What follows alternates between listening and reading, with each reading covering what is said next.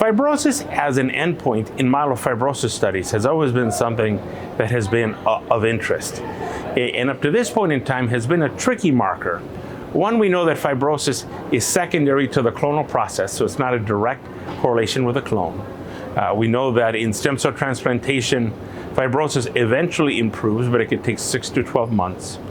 We know that in most of the medical studies that we have done, improvement in fibrosis occurs in a modest percentage of folks, and sometimes it takes a long time. People that have been on ruxolitinib or others for a long time.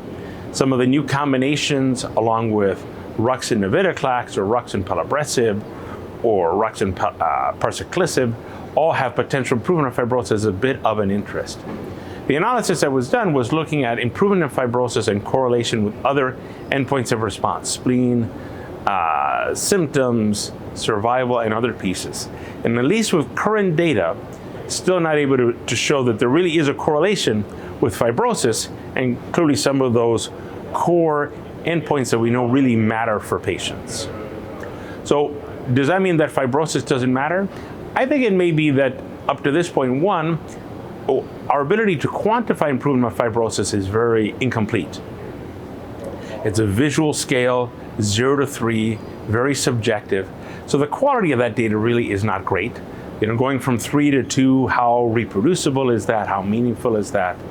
There are some efforts ongoing with artificial intelligence and imaging software to really try to better quantify that and track that over time. Maybe that'll be more relevant.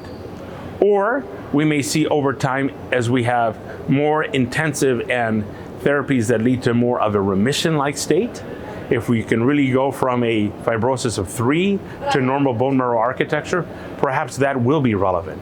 So I think more to follow, but at the current time, fibrosis as an endpoint still needs to be looked at truly as experimental.